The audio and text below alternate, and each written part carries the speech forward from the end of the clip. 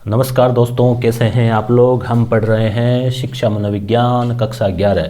ये जीट L1 L2 दोनों के लिए उपयोगी है। तो हमने पढ़ा था मेमोरी के बारे में। इसके 2 वीडियो बन चुके हैं और कुल मनोविज्ञान के 11 वीडियो बन चुके हैं, जिनको आप प्ले लिस्ट में जाके देख सकते हैं। इसी वीडियो के नीचे लिंक से भी देख सकते हैं। हम मेमोरी के बारे में पढ़ रहे थे, तो दीर्घकालिक जो मेमोरी होती है उसी का ही कुछ पार्ट हम देख रहे हैं। घटनापरक या प्रासंगिक स्मृति में वैसी व्यक्तिगत सूचनाएं संचित होती है जो अस्थायी रूप से व्यक्ति के साथ घटित होती है, इसलिए सामान्यतया इनका स्वरूप सामयिक होता है। अतः इस प्रकार की सूचनाओं द्वारा मूलतः यह ज्ञान प्राप्त होता है कि व्यक्तिगत घटनाएं कब और कहाँ घटित हुई थी। इस तरह प्रासंगिक स्मृति एक मानसिक डायरी के समान होती है। उदाहरणार्थ, मेरे बचपन के दिन हंसते खेलते बीते थे। कल शाम को 4 बजे मैं मित्रों के साथ क्रिकेट खेलने गया हुआ था। 1 वर्ष पहले मेरा आप जैसा एक दोस्त था। 10 दिन पहले मैं एक मित्र के साथ शॉपिंग करने गया था। पिछले साल मैं जयपुर गया था। ठीक है, वगैरह वगैरह।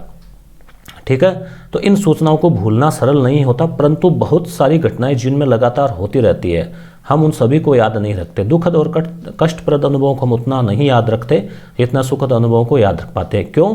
क्योंकि हम उन्हें भूलना चाहते हैं, इसलिए। तो इसलिए दोस्तों, मूल बात क्या है कि, और ये तो वैसे देखो प्राकृतिक सिस्टम है दोस्तों, कि ईश्वर ने भूलना भी दिया था कि नहीं तो अगर हम भूलते नहीं तो फिर दुखद और कष्टप्रद अनुभव है उनको हम भुला कैसे पाते और जीवन कैसे जी पाते। और अगर हम भूलते नहीं तो जो खुशी वाले दिन है, तो खुशी में जिस तरह से झूमते हैं वैसे रोज़ झूमते रहेंगे तो लोग फिर पागल बताने लगेंगे, आगे का काम कैसे करेंगे। इसलिए प्राकृतिक सिस्टम जो बहुत शानदार है। दीर्घकालिक स्मृति वर्गीकरण। दीर्घकालिक स्मृति का अध्ययन एक रोचक विषय है तथा शोधकर्ताओं ने नवीन तथ्यों को उद्घाटित किया है। निम्न विवरण मानव स्मृति की जटिल और गत्यात्मक प्रकृति को प्रदर्शित करते हैं। क्षणदीप स्मृतियाँ। यह ऐसी घटनाओं की स्मृतियाँ होती है जो संवेदनात्मक स्वरूप की होती है तथा साथ ही साथ व्यक्ति को आश्चर्यचकित तथा उद्दीप्त करने वाली होती है। क्षणदीप स्मृतियाँ किसी विशेष तिथि व समय से जुड़े ऐसे चित्रों की होती है। क्षण है ना, मूवमेंट जो हमारी स्मृति में लगभग स्थिर हो जाते हैं, ऐसा कोई पल। इसे फ्लैश बल्ब स्मृति भी जो है वो कहा जाता है। जब व्यक्ति को किसी ऐसी घटना के बारे में सूचना मिलती है जो अत्यधिक सामयिक, आश्चर्यजनक एवं उद्दीप्त करने वाली होती है, तब इस प्रकार की स्मृति का निर्माण होता है। यह ठीक उसी प्रकार की स्मृति होती है जिस प्रकार आधुनिक कैमरे से फोटो लिए जाने पर चित्र तुरंत आपके सामने होता है। उदाहरण के लिए 5 साल पहले बाजार जाते समय कोई अपरिचित व्यक्ति अकारण ही आपको तमाचा लगा दिया हो, या मान लीजिए किसी व्यक्ति ने आपको ठग लिया हो, या किसी व्यक्ति ने आपकी बहुत तारीफ की हो, या कोई शानदार गिफ्ट दिया हो, तो ऐसी कोई चीज़ होती है वो फिर आपके दिमाग में सेट बैठ जाती है। आपने किसी ऐसे व्यक्ति को देखा हो जिससे आप बहुत प्रभावित हुए हो, ऐसी कोई जगह, ऐसी कोई घटना, ऐसी कोई बात, कोई भी चीज़ ऐसी हो सकती है, वो इस प्रकार की जो मेमोरी है वो कहलाती है क्षणदीप। दीर्घकालिक स्मृति का ही हिस्सा है ये क्षण, यानी वो एक क्षण जो है, वो एक मोमेंट जो है वो छप जाता है दिमाग में। अगली जो घटना है वो है जीवन चरित स्मृति, ऑटोबायोग्राफी। जीवन चरित स्मृति व्यक्ति में जीवन से संबद्ध घटित होने वाली सूचनाओं की स्मृति होती है जो पूरे जीवन में समान रूप से वितरित नहीं होती है। जीवन चरित स्मृति की शुरुआत जीवन के आरंभिक वर्षों से ही हो जाता है, किंतु प्रारंभिक बाल्यावस्था विशेषकर प्रथम 4 से 5 वर्ष के आयु की स्मृतियां हम नहीं याद रख पाते। क्यों नहीं रख पाते?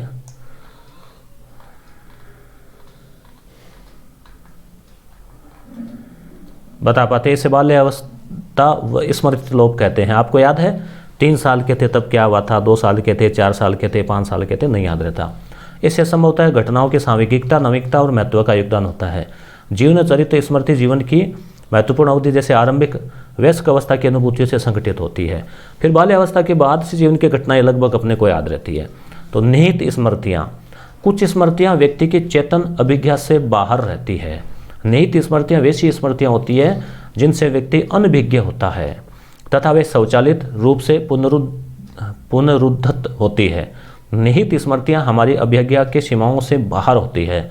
दूसरे शब्दों में, हम नहीं जानते कि हमारी स्मृति कोश में कोई अनुभव संचित है या नहीं, वरन निहित स्मृतियाँ हमारे व्यवहारों को प्रभावित करती रहती है।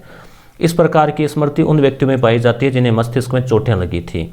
उनको कुछ सामान्य शब्दों की एक सूची दिखाए जाने पर कुछ मिनट पश्चात पुनः पूछे जाने पर वे सूची के शब्दों को नहीं बता पाए, किंतु 2 अक्षरों को देखकर उनसे बनने वाले शब्दों के लिए उकसाने पर वो शब्दों का प्रत्याहान यानी पुनः स्मरण करने लगे। जिन लोगों की स्मृतियाँ सामान्य होती है उनमें भी निहित स्मृतियाँ होती है। शब्दार्थ विषयक या अर्थगत स्मृति। अब ये स्मृतियों के और प्रकार हैं, जैसे सेमेंटिक शब्दार्थक या अर्थगत। शब्दार्थ विषयक या अर्थगत स्मृति में व्यक्ति शब्दों, संकेतों आदि के बारे में एक क्रमबद्ध ज्ञान रखता है। अतः इस प्रकार के ज्ञान में शब्दों, संकेतों के आपस संबंधों, उनके अर्थों तथा उनमें जोड़ तोड़ करने के नियमों आदि का ज्ञान सम्मिलित होता है। अतः अर्थगत स्मृति सामान्य ज्ञान एवं जागरूकता की स्मृति है।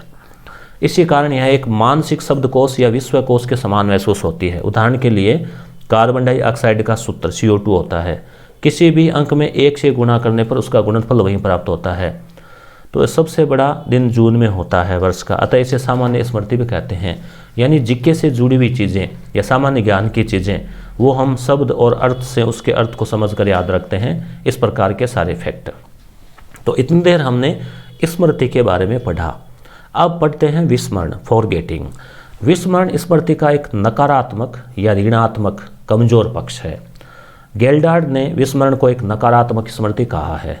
विस्मरण एक मानसिक प्रक्रिया है। भाई जैसे स्मरण एक मानसिक प्रक्रिया है, वैसे विस्मरण भी एक मानसिक प्रक्रिया है, जिसके कारण हम अपनी पूर्व अनुभूतियों को अथवा पूर्व में सीखे गए अनुभवों को या ज्ञान को या पाठों को प्रत्याहान यानी पुनः रिवीजन या प्रत्याभिज्ञान रिकॉल करने में असमर्थ रहते हैं। याद नहीं कर पाते, क्या पढ़ा था याद ही नहीं आ रहा, भूल गए।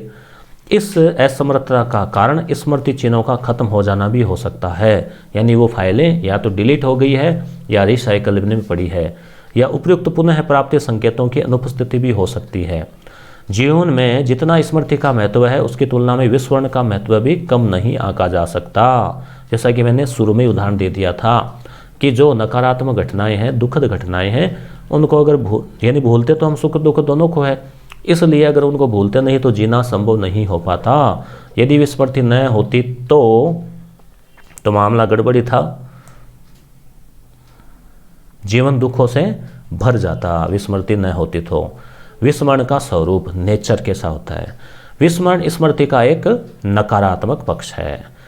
गेल्डार्ड ने बताया कि जब व्यक्ति पूर्व सीखे गए अनुभवों को किसी कारण से खो दे, ठीक है, पूर्व सीखे गए अनुभव को हम खो दें तो उसे विस्मरण की संज्ञा दी जाती है। जब भी व्यक्ति किसी विषय या पाठ को सीखते हैं तो उसे स्मृति चिन्ह के रूप में मस्तिष्क में धारण करते हैं। जब स्मृति चिन्ह कमजोर पड़ जाते हैं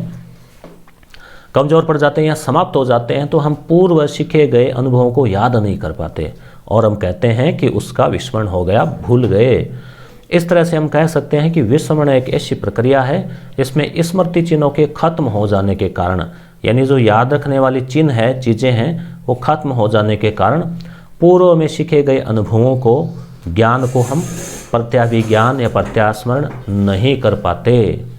अतः विस्मरण को इस प्रकार समझा जा सकता है कि यह किसी विचार या बात को पुनः स्मरण न कर सकना है, यानी हम याद नहीं कर पाते। जैसे मान लीजिए आपने आपसे पूछ लिया कि बताइए आप शुंग वंश जो है उसकी स्थापना किसने की, या मौर्य वंश के प्रमुख राजाओं के नाम बताइए। अब आपको याद नहीं आ रहा, या आपसे कह दिया कि आप जब कक्षा 9 में थे, साथ में पढ़ने वाले 10 बालकों के नाम बताइए। अब जब आप 9 में थे तब तो आपको याद थे, 5 भी थे, 10 भी थे, अब आपको याद नहीं है। इसे स्मृति के विपरीतार्थक रूप में जान सकते हैं। सीखने में वस्तु के साथ जो मानसिक संबंध जुड़ा है, विस्मृति में वह संबंध कमजोर हो जाता है। विस्मरण के स्वरूप को निम्न प्रकार से समझा जा सकता है। विस्मरण के स्वरूप के बारे में मनोवैज्ञानिकों के 2 तरह के दृष्टिकोण हैं, तो देख लेते हैं दोनों। पहला दृष्टिकोण इविंगहास का है, जिन्होंने 1885 ईस्वी में स्मरण और विस्मरण पर पहला प्रयोगात्मक अध्ययन किया। तो इविंगहास ने स्मृति पर प्रयोगात्मक अध्ययन किया, यानी लोगों को बिठाया होगा, उन पर प्रयोग किया होगा और बताया कि विस्मरण एक निष्क्रिय मानसिक प्रक्रिया है। यानी मानसिक प्रक्रिया तो है, स्मृति एक सक्रिय मानसिक प्रक्रिया है और विस्मृति एक निष्क्रिय मानसिक प्रक्रिया है। उन्होंने अपने अध्ययन में निरर्थक पदों की कई सूचियों को स्वयं सीखा, तथा उनकी स्मृति की जांच भिन्न भिन्न समय अंतरालों पर, जैसे 20 मिनट, 1 घंटा, 1 दिन, 2, 3, 4, 8, 10, 30 दिन उनकी जांच की। एबिंगहास ने अपने प्रयोग में पाया कि सीखने के बाद जैसे जैसे समय बीतता जाता है वैसे वैसे निष्क्रिय सक्रिय रूप से मस्तिष्क में पड़े स्मृति चिन्ह अपने आप ही क्षीण और कमज़ोर पड़ते जाते हैं। यानी जैसे जैसे चीज़ें पुरानी होती जाती है ना, तो मस्तिष्क उनको डिलीट करता जाता है, हटाता जाता है कि ये चीज़ें काम में तो ली नहीं है, पुराना होगा शायद, काम में नहीं लिया, तो वो हटा देता है। जैसे मान लीजिए आपने गणित में 10वीं के समय पढ़ी होगी, अब वो चीज़ें काम नहीं आई। जो चीज़ें पहाड़े, जोड़, बाकी, प्रतिशत काम आते हैं वो तो काम के है। अब 40 का पहाड़ा, 35 का पहाड़ा, 37 का पहाड़ा काम नहीं आया, तो मस्तिष्क ने सोचा कि बहुत सालों से पड़ा है, भीड़ है, हटा देते हैं। मस्तिष्क अपने आप ऑटो अपडेट जो है वो करता है।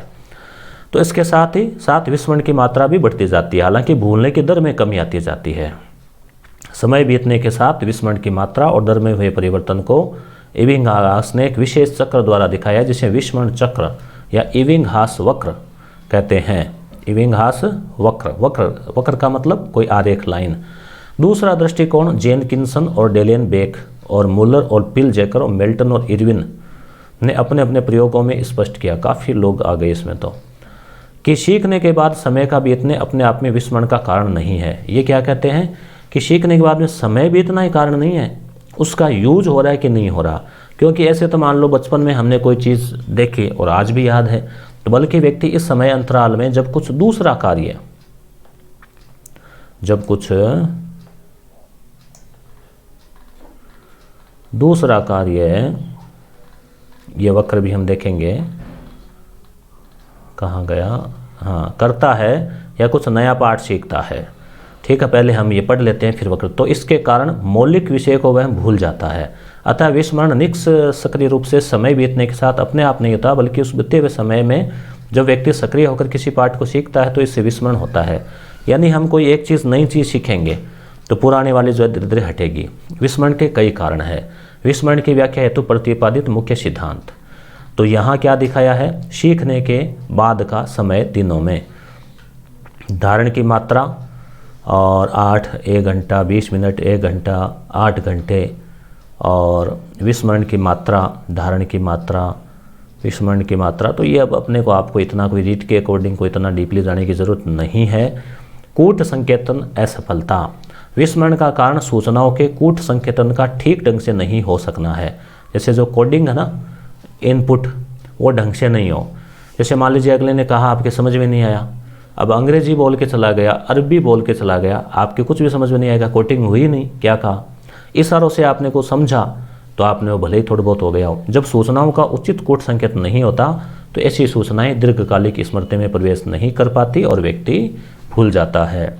सुदृढ़ीकरण असफलता, हम उन चीज़ों को सुन ली, समझ में आ गई, मगर अपन ने उस पर गौर नहीं किया, उनको रिवीजन नहीं किया, याद नहीं किया कि इसको याद रखना है।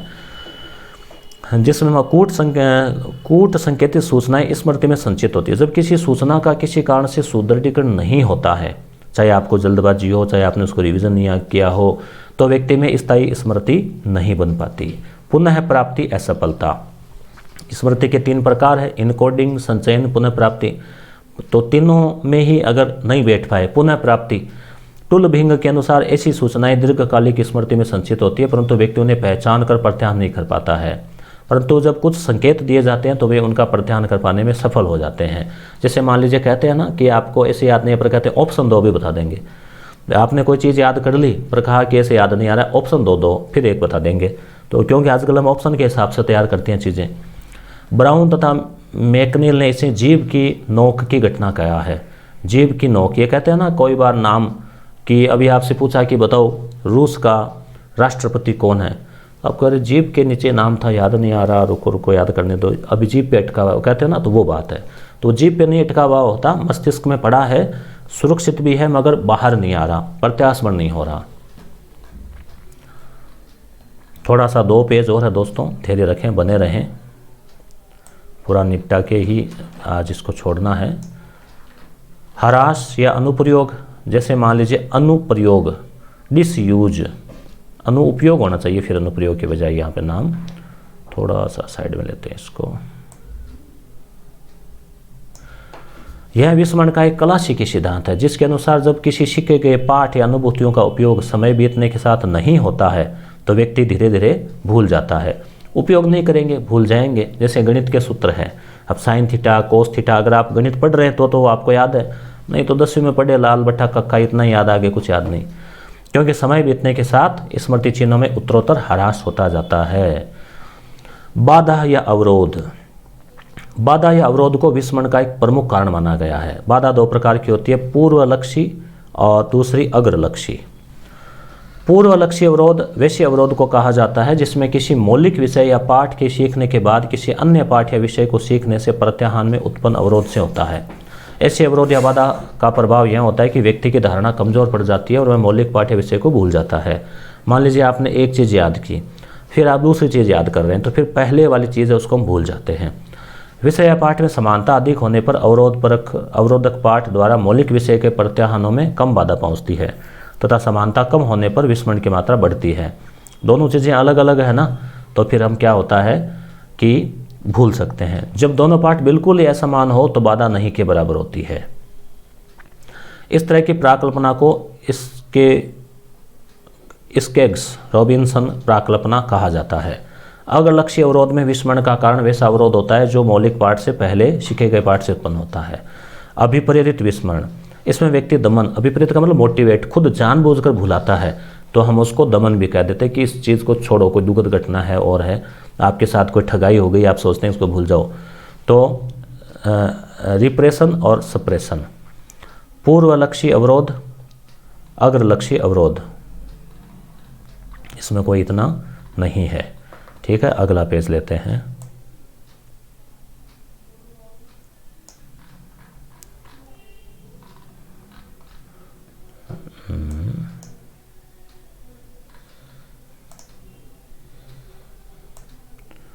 Just a minute. अब आगे है, माध्यम से चिंता उत्पन्न करने वाले, दोष या भाव उत्पन्न करने वाले, जिंदगी की अनुभूति भूलकर अपने आप को बचाता है। यानी हम अपनी जो चीज़ें हैं उनको भूलकर, ये है दमन वाली। ठीक है, फ्राइड के अनुसार अभिप्रेरित विस्मरण का सार तत्व है कि हम लोग इसलिए बोलते हैं क्योंकि हम भूलना चाहते हैं। स्मृति वृद्धि, मेमोरी इम्प्रूविंग। अब मेमोरी कैसे बढ़ाएं, ये काम की चीज़ है, इसको सभी लोग जानना चाहते हैं कि कैसे बढ़ाएं मेमोरी। अब देखते हैं ये मनोविज्ञान वाली किताब कैसे क्या बताती है। सीखना स्मृति का सबसे महत्वपूर्ण कारक है। सीखने के प्रशिक्षण द्वारा हम स्मृति में सुधार कर सकते हैं। सीखने में सुधार मुख्य रूप से सीखने की विधि, तकनीक, सीखने की स्थिति, वातावरण, सीखने वाले के मन की दशा से हैं। अब आप इस वीडियो को कब देखते हैं, जब आपका मूड होता है, आपको ज़बरदस्ती कहे कि नहीं अभी देखो, आपको कहा नहीं अभी पढ़ो, तो आप नहीं होगा। स्मृति सुधार की बहुत सारी युक्तियां हैं, युक्ति यानी उपाय है, टॉनिक है, जिसमें स्मृति सहायक संकेत कहा जाता है। उनको क्या बोलते हैं, स्मृति के सहायक संकेत। सीखने की इच्छा, विल टू लर्न, सीखने वाले की मजबूत इच्छा से प्रभावशाली तथा सफल अधिगम होता है। तो पहली बात, मजबूत इच्छा। जब आपकी इच्छा ही नहीं है तो आप नहीं सीख पाएंगे। आपकी इच्छा हुई कि रीड करना है, और रीड करने के लिए, नौकरी लगने के लिए मनोविज्ञान, हिंदी या जो भी है सामाजिक पढ़नी पड़ेगी। फिर आपकी इच्छा होगी चलो पढ़ लेते हैं क्योंकि हमें सफल होना है। तो इच्छा है, व्यक्ति के बालक कई बार किसी सब्जेक्ट में कमज़ोर क्यों होते हैं कि वो उसकी इच्छा नहीं करते, और इच्छा कई बार जानबूझ के भी करवाई भी जाती है। हम अगर चाहें तो हम इच्छा पैदा भी कर सकते हैं। रुचि तथा अवधान, अवधान यानी अटेंशन, ध्यान देते हैं। सीखने वाले की रुचि कितनी है, इंटरेस्ट लेना जरूरी है। जिसमें आपका इंटरेस्ट होता है उसको आप जल्दी सीख जाते हैं, और जिसमें इंटरेस्ट नहीं है तो भी आप कोशिश कीजिए, इंटरेस्ट लीजिए। आप ये पॉजिटिव किए कि मेरा इंटरेस्ट है, और आप जितना नज़दीक जाएंगे इंटरेस्ट बढ़ता जाएगा। पूर्णतया अवधान स्मृति में वृद्धि करता है, यानी पूरी तरह से ध्यान देखिए। अब आप मेरी बात ध्यान से सुन रहे हैं तो ज़्यादा समझ में आएगा। बीच में ध्यान कहीं भटक गया तो फिर समझ में कम आएगा। बीच में कमेंट पढ़ने लग गए, एक दूसरे काम लग गए। स्मृतिकरण के उचित विधियों द्वारा उपयोग करना, सीखने वाले को अपने अनुसार उचित विधियों का उपयोग करना चाहिए। यानी आपके लिए कौन सी विधि काम की है, किस तरह से आप ज़्यादा सीखते हैं। लिख कर सीखते हैं, गा कर सीखते हैं, बोल कर पढ़ते हैं, मौन रहकर पढ़ते हैं, दोस्त के साथ सुनकर पढ़ते हैं। आपके लिए उचित, जहाँ स्मृतिकरण की कई विधियाँ, परंतु प्रत्येक व्यक्ति के लिए सभी विधियाँ प्रभावपूर्ण नहीं है। समूहीकरण तथा लयबद्धता, ग्रुपिंग और रिदम। समूहीकरण तथा लयबद्धता भी याद रखने में महत्वपूर्ण योगदान देते हैं। जैसे मोबाइल नंबर है मान लीजिए, इसको हम समूह में बांट कर, तो हम समूह बना लेते हैं, ग्रुप बना लेते हैं, कोई ट्रिक बना लेते हैं, तो उस तरह से क्या है कि वो आसानी से याद रह जाता है।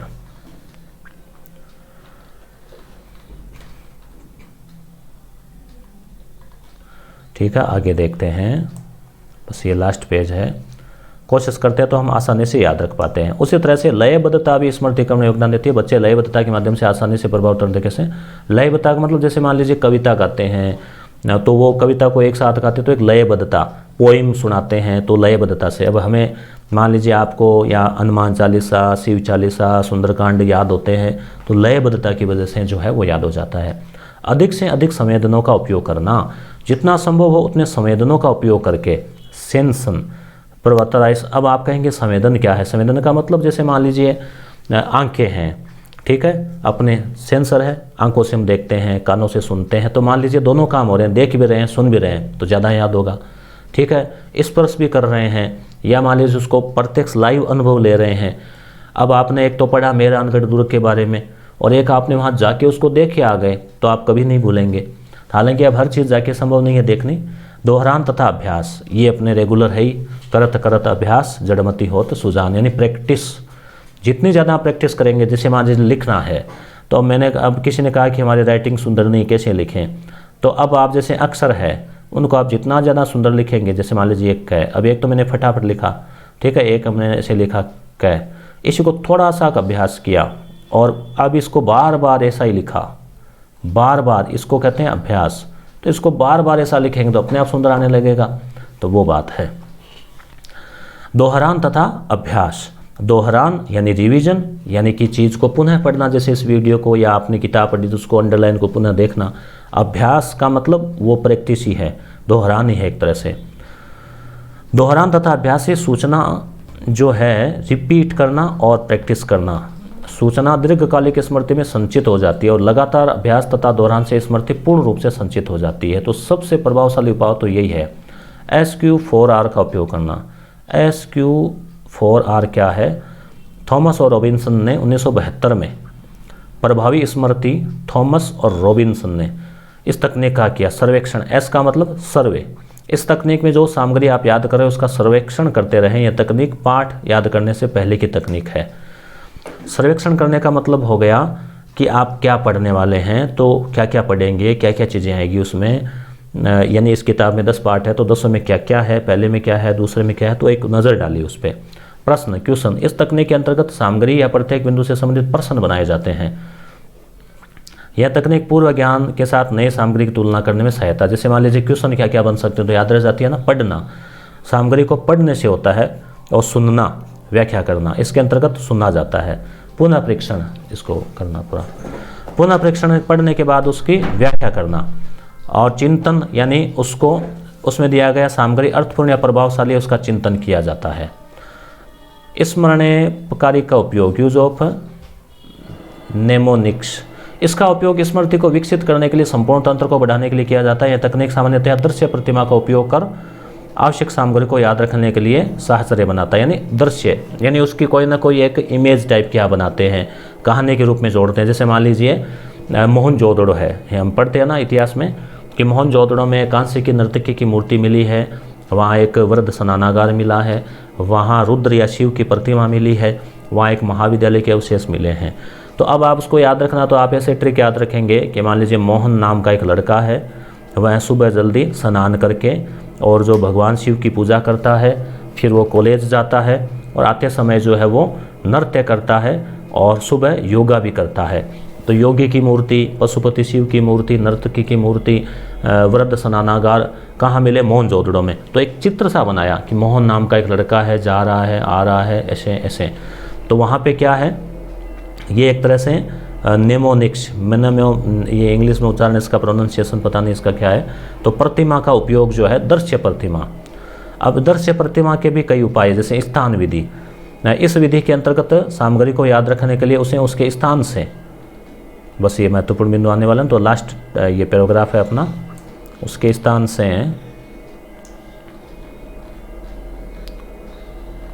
स्थान से संबंधित किया जाता है।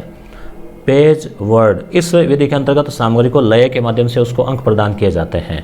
वर्ण श्रृंखला, इस तकनीक के अंतर्गत सामग्री को कहानी से संबंधित करके चारों ओर घटित को याद किया जाता है। प्रथम अक्षर, ये प्रथम अक्षर से ट्रिक बनाते हैं ना हम लोग कई बार, पहले अक्षर से।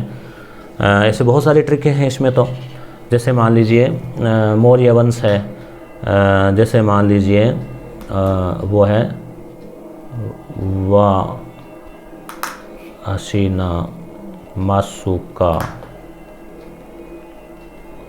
सात, ठीक है। तो वह शिवरद्रथ हरित्र वंश, शिशुनाग वंश, हसीना नंद वंश, माँ से मौर्य वंश, सुंग वंश, कण्व वंश और सातवान वंश। तो ये मगध पर राज करने वाले 8 वंश हो गए। तो पहले शब्द से कुछ ट्रिक बना ली। तो सामग्री को उसके प्रथम अक्षर या शब्द से याद रखना और शास्त्र स्थापित करना।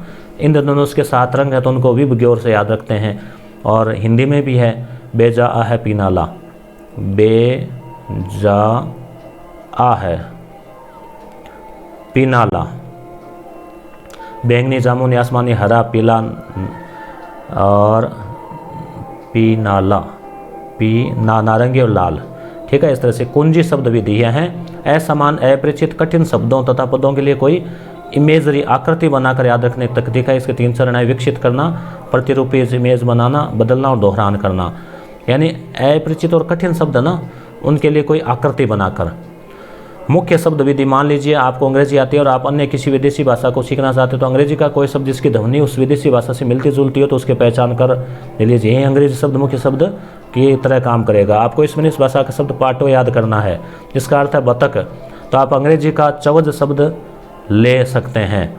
फिर मुख्य शब्द चवज और याद किए जाने वाले शब्द को दोनों को अंतःक्रिया करते हुए, एक पानी के बर्तन पोट में बतख पाटो है, तो इस तरह से पोट यानी बर्तन और पेटो यानी बतख। तो वो अब कई शब्द ऐसे होते हैं अंग्रेजी के जिनका हिंदी से मिलता जुलता अर्थ जो है वो कई बार निकल जाता है। विदेशी भाषा में सीखने की वह विधि रटने की विधि से अधिक अच्छी होती है। जैसे मान लीजिए एक आपको बताता हूँ, डेंजर, ठीक है, डेंजर शब्द है। अब डेंजर की स्पेलिंग DANGER, अब ये हिसाब से बन रहा है DANGER, मतलब डांगर, ठीक है, डांगर। अब मारवाड़ी में डांगर बोलते हैं, जो डांग रहते हैं ना, यानी पशु, आवारा पशु, तो वो खतरनाक होते हैं। तो ऐसे ट्रिक से याद रख सकते हैं। स्मृति को सुधारने के अनेक कारकों की ओर ध्यान देना आवश्यक है। जैसे आपका स्वास्थ्य, आपकी रुचि, यानी स्वास्थ्य, रुचि, अभिप्रेरणा, याद की जाने वाली सामग्री से आपका परिचय, इनके साथ स्मृति सुधार युक्तियों की सामग्री को प्रकृति के अनुसार उपयोग करना। अब हम देख लेते हैं अभ्यास प्रश्न। इधर वो चीज़ है रिवीजन वाली, इसको आप चाहो तो स्क्रीनशॉट लेके और रिवीजन जो है आप कर सकते हो। 3 स्मृति होती है, कूट, संकेतन, भंडारण और पुनरुद्धार। 3 प्रक्रिया स्मृति की। और कूट संकेतन स्मृति, मॉडल स्मृति के प्रकार और दीर्घकालिक स्मृति, ठीक है, विस्मरण चिन्हों के साथ ह्रास स्मृति। तो इसमें इतना और कोई खास जो है वो नहीं है इसमें, ठीक है। और इधर जो एबेसद कहाँ रह गए, उधर रह गए साइड में। तो वह एबेसद देख लेते हैं, क्योंकि कई बार क्या होता है सीधे यहीं से प्रश्न आ जाते हैं, किस्मत अच्छे हों। और कई बार पेपर बनाने वाला 2-4 प्रश्न तो सीधे ये लास्ट वाले देता है। तो पहला है, स्मृति पर सर्वप्रथम क्रमबद्ध अध्ययन किसके द्वारा किया गया था? तो याद है जर्मन का हरमन एबिंगहास, यही होगा शायद, और बाकी ऑप्शन तो इसमें है ही नहीं। स्मृति कोई निष्क्रिय प्रक्रिया न होकर सक्रिय रचनात्मक प्रक्रिया है, किसके द्वारा कहा गया है? स्मृति की प्रक्रिया के तत्व निम्न में से नहीं है। कूट, संकेतन, भंडारण, पुनरुद्धार, तो उत्पादन नहीं है। ये परिभाषा का देखना पड़ेगा किसकी है उत्तर। कार्यकारी स्मृति की व्याख्या करने के लिए बहुतत्व मॉडल किसने बनाया? तो इनके उत्तर जो है वो देख लेते हैं। बैस है। अब ये भी याद रखने का एक तरीका ही है, ग्रुप बना के फिर और से, ठीक है दोस्तों। तो यहाँ पे वीडियो पूरा होता है। अब हम क्या करेंगे पता है, अब हम देखेंगे अगला पार्ट, जिसमें और इम्पोर्टेंट चीज़ हम देखने जा रहे हैं। देखेंगे क्या हो सकता है उसमें। देखिए जैसे अगर हम बात करें कहाँ क्या मिलने वाला है, थोड़ा छोटा करके आपको दिखा देते हैं, या फिर जो है इस अध्याय में आप पढ़ेंगे कौन सा, ये तो सीधी किताब, हाँ ये देखो ये है आपके पाठ जैसे। तो इसमें देखो इकाई 1 मनोविज्ञान का परिचय, मनोविज्ञान की विधियाँ। अब हमने क्या क्या कर लिया दोस्तों, देखो हमने क्या क्या कर लिया आप देख सकते हैं। जैसे हमने संवेग वाला पाठ है वो पढ़ लिया है, अभिप्रेरणा हमने पढ़ ली है, चिंतन और भाषा पढ़ ली है, स्मृति पढ़ ली है, अधिगम हमने पढ़ लिया है। ठीक है, अब हमारे पास बच रहे हैं 5 पाठ।